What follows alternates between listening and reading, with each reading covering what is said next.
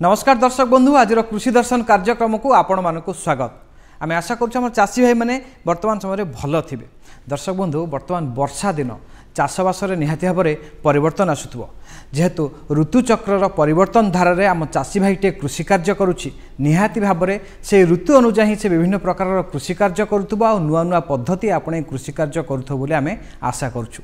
दर्शक बंधु आमे सबले चेष्टा करू जे आम चाषी भाई किभली आगो को बढ़ी पारिबो।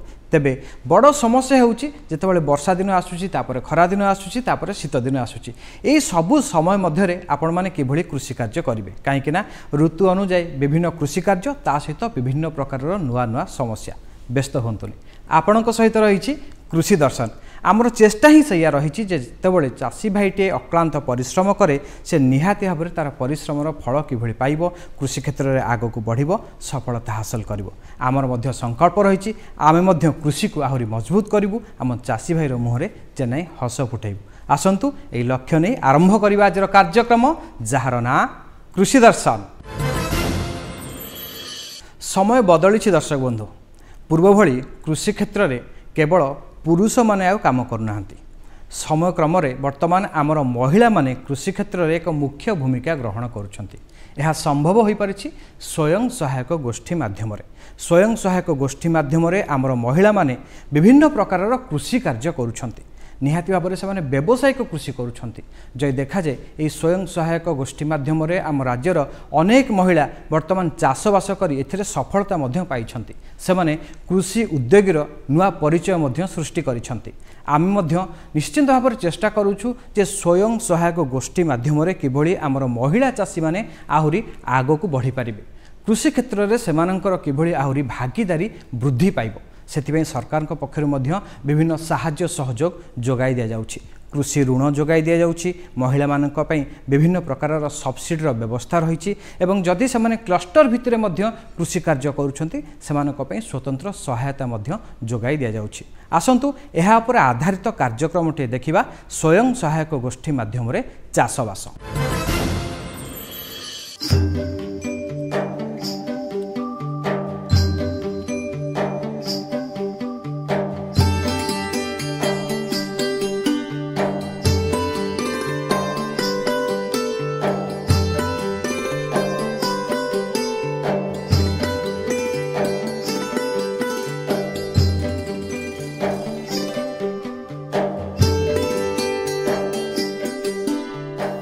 आमे देखिबा जे महिला मानकर जो स्वयं सहायक गोष्ठी गुड़िक तैयारी होईछि से माध्यम रे से माने अनेक सरकारी सहायता पाउछंती।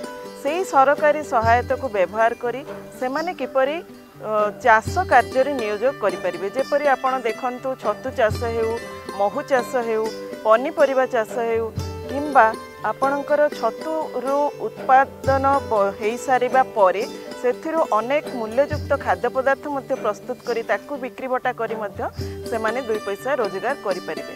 तेणु ये जो महिला मानकर ज्ञान कौशल बढ़ाइबा पई कृषि विज्ञान केंद्र तरफरु आमे अनेक तालीम कार्यक्रम परिदर्शन कार्यक्रम एवं क्षेत्र प्रदर्शन और परीक्षण माध्यम रे तांकर ज्ञान कौशल सब बढ़ाई थाउ। सेगुड़िक मध्य आपण मो पछरे देखि पारुथिबे गोटे सुंदर पुष्टिकर बगीचा तैयारी होईछि जोटा कि आगरू आमे पाकशाला बगीचा भाव में परिचित थिला। सेही पाकशाला बगीचार एक अन्य रूपरेख से रूपरेख को आमे वर्तमान ना देछु गंगा माँ मंडल पुष्टिकर बगीचा।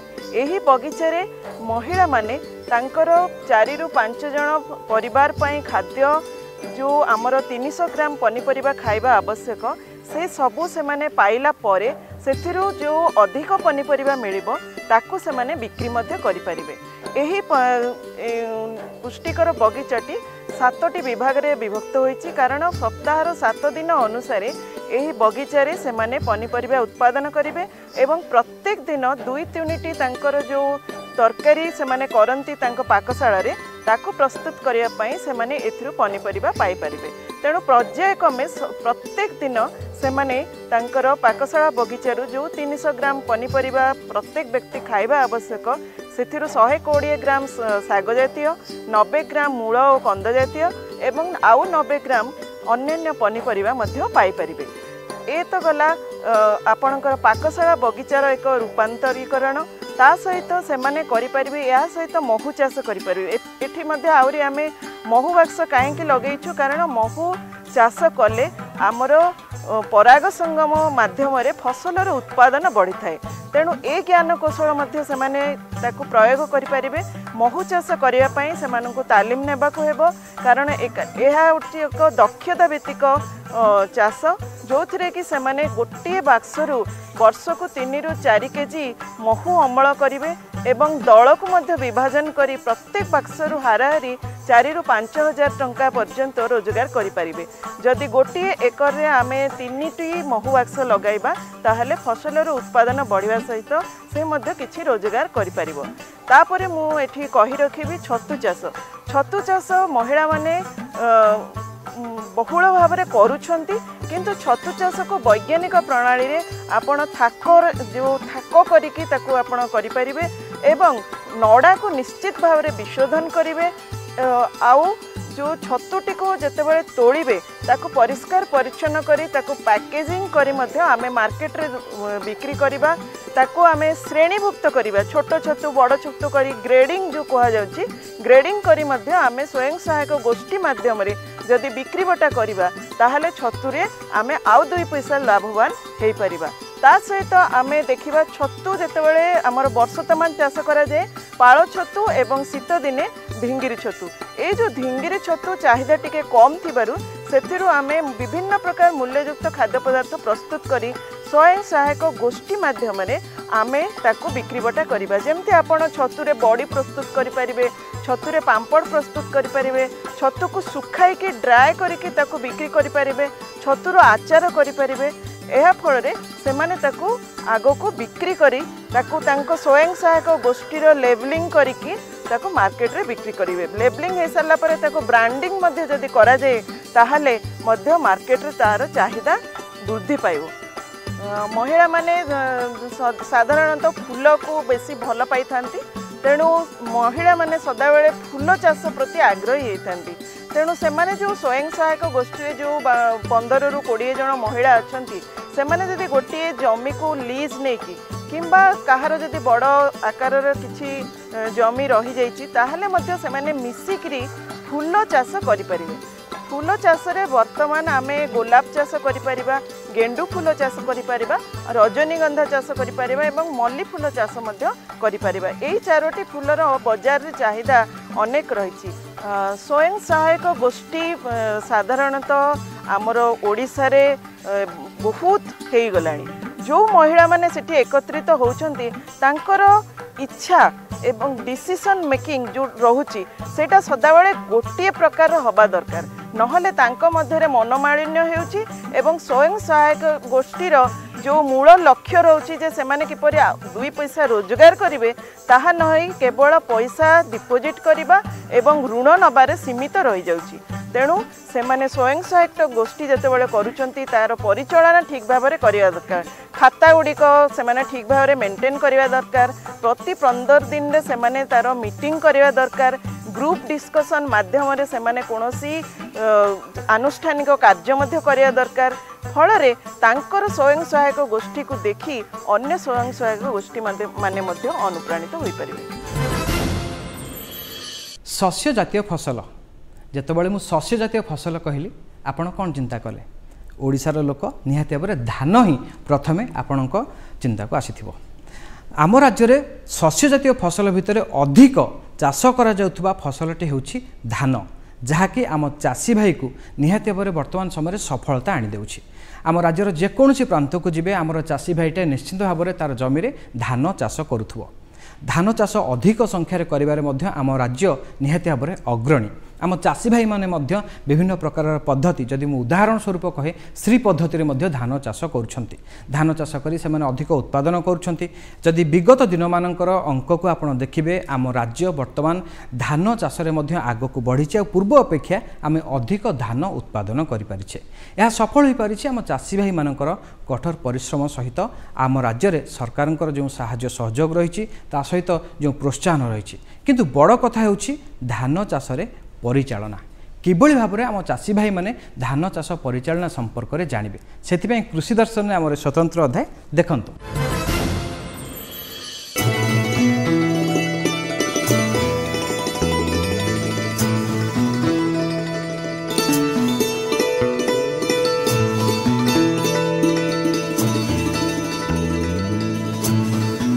साधारणतः मुख्य जमी जो चाषी भाई माने आगुरी धणीचा किंबा छणी सबुज सार जातीय फसल लगाई सेगुड़िक जदि 5 ରୁ 6 सप्ताह हो जाइए सेगुड़ी को हल कर माटी मिसाई दिंतु। या फल आमर माटी सबुज सार बा भौतिक अंश माटीर भौतिक गुण बहुत वृद्धि पाए एवं जबखारजान प्राप्त होता है। जदि छणी किंबा सबुज सार हिसाब से धणीचा जदि न करिसेंती चाषी भाई माने मुख्य जमी रे एकर प्रति 5 गाड़ी सढ़ा गोबर खत हो बा कंपोस्ट हो ताकू प्रयोग करंतु एवं तापरे भल भाव ताकू चाष करी माटी मिसाई दिंतु। ता संगे संगे एथिरे आमर किछि रासायनिक सार मध्य प्रयोग करने दरकार। आमर 1 एकर जमी पाई साधारणतः मध्यम किस्म हो कि विलंब किस्म धान हो से बोली आमर एकर प्रति जो 32-16 परिमाणर सार प्रयोग करने रही से अनुसार आमर 1 एकर प्रति 70 kilogram urea 100 kilogram single super phosphate एवं 27 किलोग्राम म्यूरेट ऑफ पोटास यहपरी सार आवश्यक होता है। किंतु सबु सार एक समय पड़ेनी। जिते धान रोइबा समय जितेबाला आम चाष करुचे मूल सार हिसाब से आमर 1/4 जबखारजान अर्थात प्राय 18 किलोग्राम यूरिया एवं समस्त फॉस्फरस सार अर्थात 100 किलोग्राम सिंगल सुपर फॉस्फेट एवं अधा पोटास अर्थात प्राय 14 किलोग्राम म्यूरेट ऑफ पोटास प्रयोग करते। या व्यतीत आमर रही जार कि अणुसार भी दरकार जो माने माटी परीक्षा करेंगे जदि आमर साधारणतः धान चाष सल्फर जातीय बा जिंक एवं बोरन यही सबू अणुसार अभाव परिलक्षित होता है। जो जगार माटी परीक्षा पर जो अणुसार अभाव परिलक्षित होठी आम अणुसार प्रयोग करवा उचित। मुख्य सार हिसाब से जदि आम डीएपी प्रयोग करवा ताहले एकर प्रति डीएपी 35 किलोग्राम एवं म्यूरेट ऑफ पोटास 27 किलोग्राम आवश्यक होता है। एथुरु आम संपूर्ण भाव डीएपी 35 किलो प्रयोग करवा एवं म्यूरेट ऑफ पोटास को अधा प्रयोग करवा अर्थात प्राय 14 किलोग्राम प्रयोग करवा। या संगे जो अणुसार कथा कहली अणुसार हिसाब रे आमर जदि आम सिंगल सुपर फॉस्फेट व्यवहार करुचे ताहले आमर आउ सल्फर जातीय सार प्रयोग करिया दरकार नहीं एवं जिंक किंतु प्रयोग करिया पड़िबो। जो जिंकटा एलिमेंटली जिंक बोली कहती जिंक ईडीटीए हो किंबा जिंक हाई हो जिंक मल्टीप्लेक्स हो एथुरु एकर प्रति 2 किलोग्राम आम माटी प्रयोग करिपरिबा। ता सहित जदि आम डीएपी हिसाब रे व्यवहार करिचे सुपर सार टाकू ताहले डीएपी हिसाब व्यवहार कले आम जिंक सल्फेट व्यवहार करिपरिया एकर प्रति 10 किलोग्राम जिंक सल्फेट व्यवहार करिपरिबा। आ जोठी बोरन रो भी अभाव रही सेठी मध्य एकर प्रति 4 किलोग्राम बोरन मध्य व्यवहार करिपरिबा। एही सब व्यवहार करी आमे भल भाव मुख्य जमी की प्रस्तुत करिबा। तापरे आमे धान रुआ रुई करिबा। जेतेबेले 25 ରୁ 30 दिन तली हो जाइए आमे तली को उपाड़ी मुख्य जमी रे रोइबा। रोइला बेले आमे ध्यान देबा जेमती कि आजिकल समस्ते धाड़ी प्रणाली रोइबा पई प्राय चाषी भाई माने आग्रह प्रकाश करुछंती। धाड़ी प्रणाली रोइबा को हेले धाड़ी को धाड़ी 20 सेंटीमीटर एवं गछ को गछ 10 सेंटीमीटर रखंतु किंबा धाड़ी को धाड़ी 15 सेंटीमीटर एवं गछ को गछ 15 सेंटीमीटर यही प्रकार व्यवधान मध्य व्यवहार करा जाई पारे।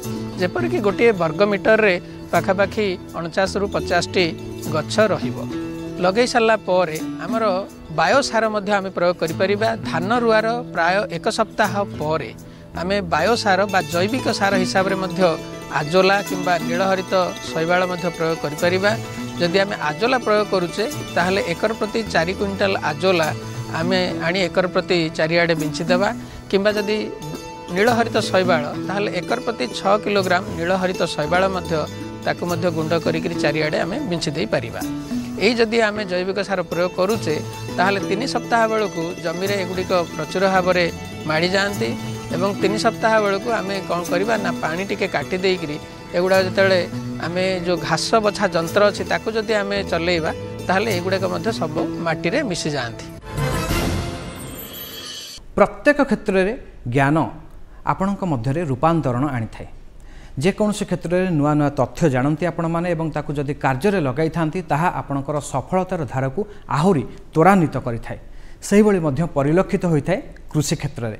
कृषि क्षेत्र में जितेबाला आम चाषी भाईटे कृषि संपर्कित नुआ नुआ कथा जानी थाए नुआ नुआ तथ्य जानी थाए आउ आधार करी कृषि कार्य करें निहाती भाव में उत्पादन बढ़ी थाए और सफलतार धारा आहरी आग को बढ़ी थाए। आमे चाहूँ जे कृषि खबर माध्यम प्रसारित होता प्रत्येकटी यही सब ज्ञान कौशल नुआ नुआ कथा आम चाषी भाई मान पाखे तृणमूल स्तर में पहुँची था। से आम लक्ष्य करूँ जे केतबेले नुआ नुआ तथ्य कृषि संपर्कित आसूची एवं आमे किभली ताकू दायित्व बोधतार सहित आम चाषी भाई मान पाखे पहुँचाई पारिबु। सेथिपाई तो आपण मानक पई कृषि दर्शन रही कृषि खबर। भुवनेश्वर स्थित आंचलिक जैविक और प्राकृतिक कृषि केन्द्र पक्षरु कोरापुट लक्ष्मीपुर स्थित बीपीकेपी क्लस्टर एफआईएससी सौधरे सहभागी ग्यारंटी व्यवस्था पीजीएस उपरे एक 2 दिनिया प्रशिक्षण कार्यक्रम अनुष्ठित हो जाइछि।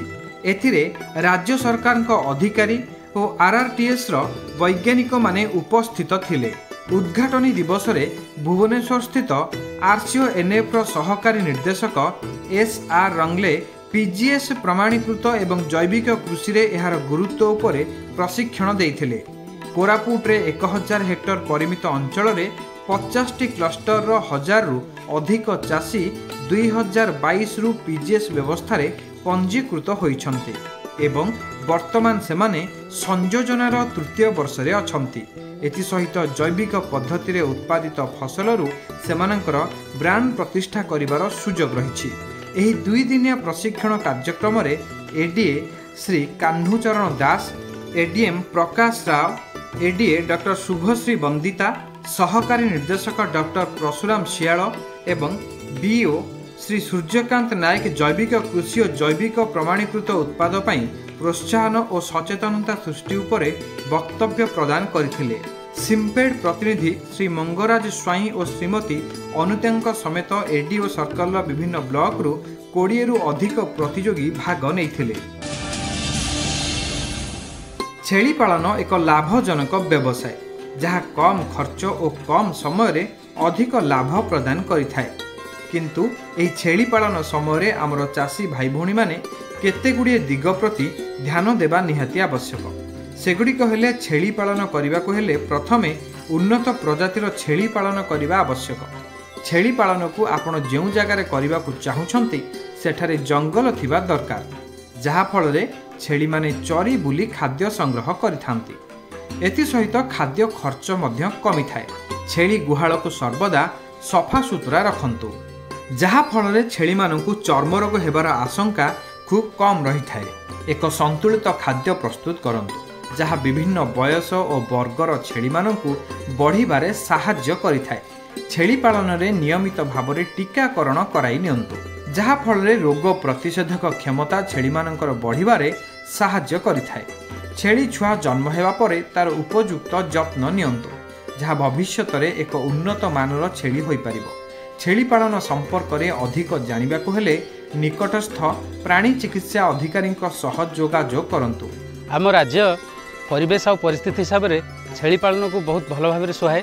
छेली पालन एक लाभजनक व्यवसाय परिणत होती एवं यही छेली पालन करने बहुत कम पुंजी रे एवं कम खर्च विनियोग रे ये गोटे बहुत लाभजनक व्यवसाय हो पार्टी कहीं छेली मैंने साधारणतः तांकर खाइबा पीवा पाई जाउछन्ते आम परिवेश भितर एवं जो आमको बहुत कम खर्च करा पड़ुची एवं इमिति भाव में घर तैयारी बहुत कम खर्च रोचे और यही सब कथा को आखि आगे रखिकी साधारण भाव में आम छेली की कहचे जे गोटे माने गरीब लोकर गाई बोली कहचे आमर साधारणतः घर केमती छेली कराए ना छेली एठी माने भाड़िया सिस्टम रहा भल पाती और गोटे छेली की वर्गफुट 10 वर्गफुट जगह दरकार पड़े आ गोटे बोदा को 15 वर्गफुट जगह दरकार पड़े और छेली छुआ को 5 वर्गफुट जगह दरकार पड़े से हिसाब से 30+2 गोटे जोड़ा कराए से 450 रु 500 वर्गफुटर गोटे घर करने को कहुए। छेली आम कंडीशन ने जेहेतु खाप खाई रही पार्टी लाभजनक हो पार्टी बहुत शीघ्र बढ़ुंट से छुआ बहुत शीघ्र माने ग्रोथ होची गोटे गोटे छेली एट ए टाइम जदि 1 ରୁ 2 छुआ दौरान ସେମାନଙ୍କର ଗର୍ଭଧାରଣ ସମୟ ମାନେ 5 ମାସ ବା 150 ଦିନ। ତେଣୁ ବର୍ଷରେ ବା 2 ବର୍ଷରେ 3 ଥର ସେମାନେ ତାଙ୍କର ଛୁଆ ଦିଅନ୍ତି ଏବଂ ବହୁତ ଶୀଘ୍ର ଜଣେ ଲୋକ ଅଳ୍ପ ଛେଳିରୁ ଆରମ୍ଭ କରିଥିଲେ ବି ଗୋଟେ ବଡ଼ ଗୋଠରେ ପରିଣତ କରିପାରେ। ଆଧୁନିକ କୃଷି ଆଣିଦିଏ ସଫଳତା। ସେହିଭଳି ମାଛ ଚାଷ କରି ସଫଳତା ପାଇଥିବା ଏହି ଚାଷୀ ଭାଇ ଜଣକ ହେଉଛନ୍ତି ସନ୍ତୋଷ କୁମାର ଦାସ। ପୁରୀ ଜିଲ୍ଲାର ଜାନକୀଦେଇପୁରରେ ତାଙ୍କର ଘର। ସେ ଚାକିରି ପଛରେ ନ ଗୋଡ଼ାଇ ମାଛ ଚାଷକୁ ବୃତ୍ତି ଭାବରେ ଆପଣାଇ ନେଇଛନ୍ତି। ସେ ମାଛ ଚାଷ କରି ଆଜି ବେଶ୍ ସଫଳତା ହାସଲ କରିଛନ୍ତି। ତାଙ୍କୁ ଏହି ସଫଳତା ପଥରେ ଆଗକୁ ବଢ଼ାଇବାର ରାସ୍ତା ଦେଖାଇଛନ୍ତି ପୁରୀ କୃଷି ବିଜ୍ଞାନ କେନ୍ଦ୍ର। କୃଷି ବିଜ୍ଞାନ କେନ୍ଦ୍ର ମାଧ୍ୟମରେ ସେ ତାଲିମ ନେଇ ଗୋଟିଏ ଛୋଟ ପୋଖରୀରୁ ମାଛ ଚାଷ ଆରମ୍ଭ କରିଥିଲେ।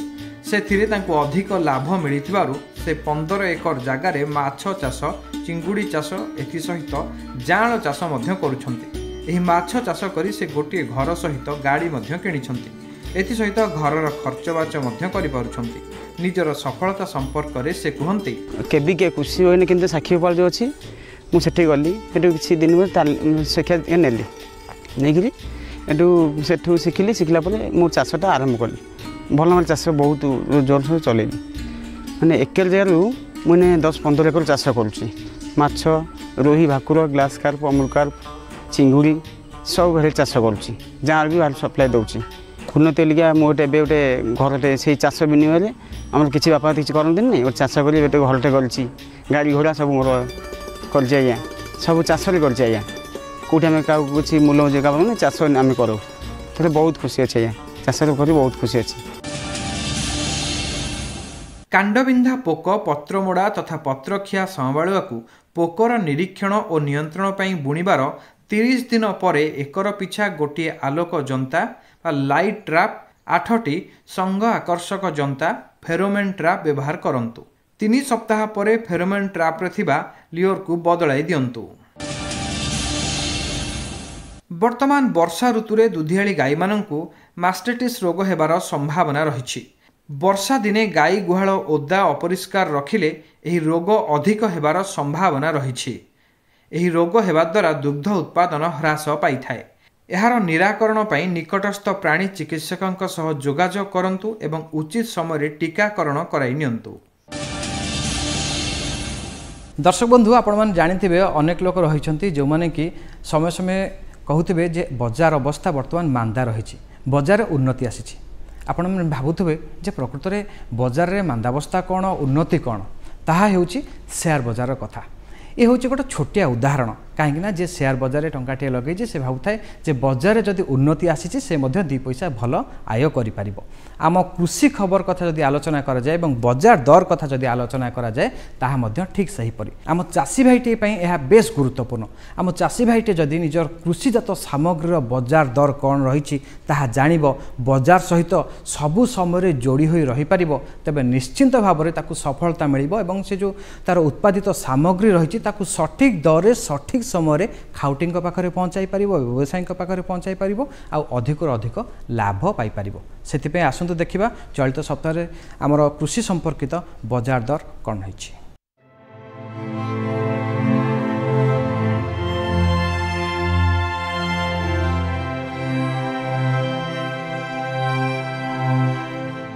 ଦର କ୍ୱିଣ୍ଟାଲ ପ୍ରତି ହିନ୍ଦୋଳରେ ସର୍ବନିମ୍ନ 4000 ଟଙ୍କାରୁ ସର୍ବାଧିକ 4500 ଟଙ୍କା, ଜଟଣୀରେ ସର୍ବନିମ୍ନ 6000 ଟଙ୍କାରୁ ସର୍ବାଧିକ 8000 ଟଙ୍କା, ପଟାମୁଣ୍ଡାଇରେ ସର୍ବନିମ୍ନ 4000 ଟଙ୍କାରୁ ସର୍ବାଧିକ 5000 ଟଙ୍କା, ଜଳେଶ୍ୱରରେ ସର୍ବନିମ୍ନ 2300 ଟଙ୍କାରୁ ସର୍ବାଧିକ 2700 ଟଙ୍କା ରହିଛି।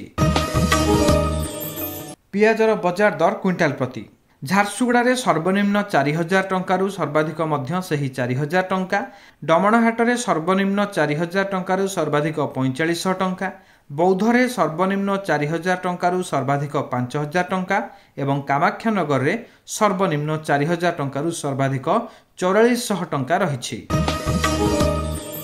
दर्शक बंधु वर्तमान देखिए पाणीपाग सूचना आम चाषी भाई निहाती भाव में गुरुत्वपूर्ण जितेबाला वर्तमान समय कथा मुझे कहे वर्षा होउची पुणी 2 दिन पर टिके खरा होउची पुणी किछ समय पर जो देखा जाए वर्षा होउची पुणी छाड़ी जाउची ए समय आम चाषी भाईटे करिवो कोन कौन चाष कर जदि धान करते रोचे केतबेले तली पकाउछि एसबूर गुरुत्वपूर्ण दिग रही दर्शक बंधु पाणीपाग सूचना आगुआ जानिबा निहाती दरकार आम सबुबले चेष्टा करूँ खरा दिन हो कि वर्षा दिन हो जेकोसी समय हो आम चाषी भाईटे पाणीपाग सूचना यथा शीघ्र पाइब यथेष्ट पूर्वर पाइब कहीं पाणीपाग सूचना को आधार करी से आगामी दिन मानकरे तार कृषि श्रृंखला को निश्चिंत भाव में आहरी भल कर समय कौन चाष कर आहरी भाव भल भाव प्रस्तुत हो पारिबो सेथिपई आसंतु वर्तमान देखिबा पाणीपाग सूचना।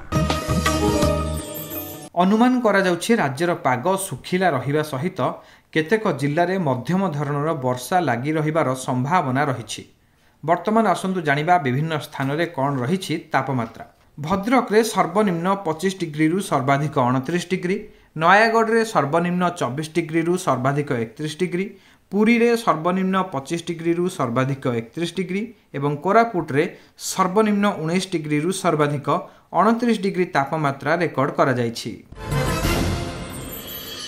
चाषी भाई साथी रे चाषी भाई हितरे आमर कृषि दर्शन आम सब चेष्टा करुचु जे आम चाषी भाई मानकर प्रश्नर किभଳି से उत्तर पाइबे से समस्यार समाधान हो पार से तो सब शुक्रवार रही आमर फोन इन कार्यक्रम।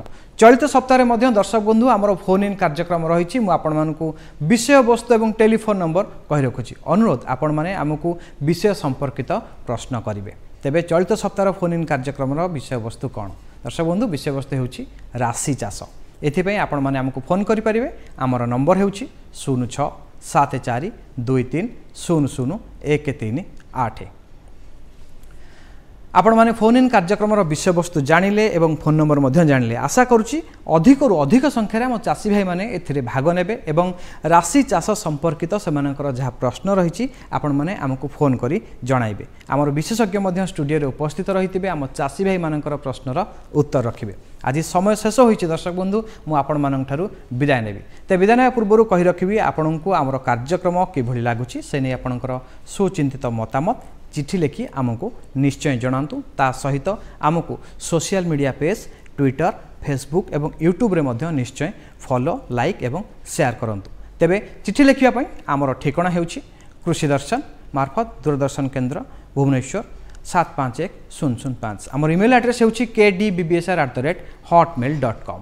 दर्शक बंधु कृषि दर्शन कार्यक्रम को ये शेष करवा आपण मानठार विदाय नउछि आशा करुछि आपण माने नियमित भाव में आमर कार्यक्रम देखुथिबे एवं जहाँ चाषी भाई मानक पई उपयोगी ताकू निश्चिंत भाव में आम चाषी भाई माने उपयोग करी निश्चिंत भाव में कृषि क्षेत्र में आहरी आगक बढ़िबे निज पई सफलतार धारा को आहरी त्वरान्वित करिवे आम राज्य तथा देश पई सुनाम आनिबे। विदाय दियंतु नमस्कार।